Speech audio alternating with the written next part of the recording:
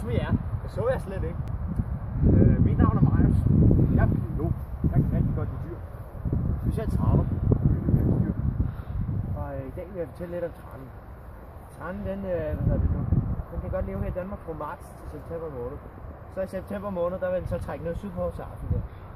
Og den lever hovedsageligt af korn og forskellige andre ting, ligesom normalt på, og kartofler. Sjovt nok, og mange andre ting. Og den, der er ikke så mange her i Danmark. Der er sådan omkring de 71-72 par, nogenlunde. Og så har den en meget sjov paringsdans, paringskald. Og det er jo det.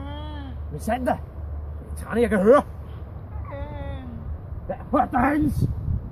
Jeg kan se den. De langsomt sniger sig ind på tranen. Men tranen, den er jo meget sjældent her i Danmark, og det er helt utroligt, vi kan se på den her tid af året. Normalt går de jo væk i september. Som vi kan se derovre, så prøver den at finde en hage. Den laver sin paringsdans. Den laver sin paringsdans!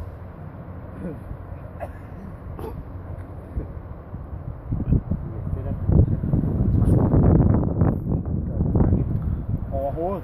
Hvad fanden er det, den laver?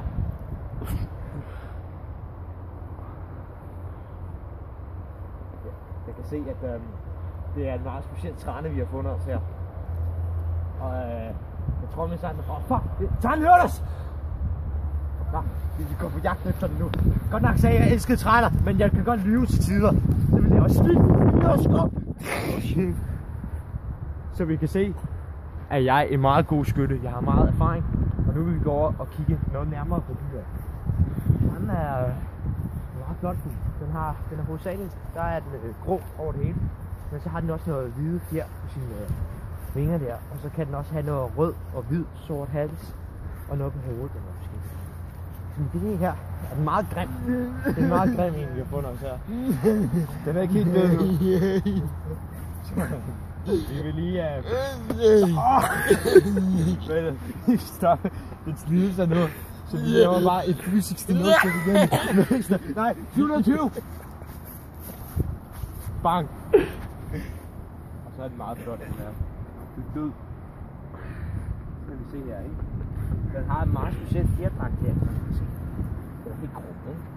Men jeg tror, at den har smidt nogle af sin fjer, for det er mærkeligt, den har slet ikke nogen her op på hovedet.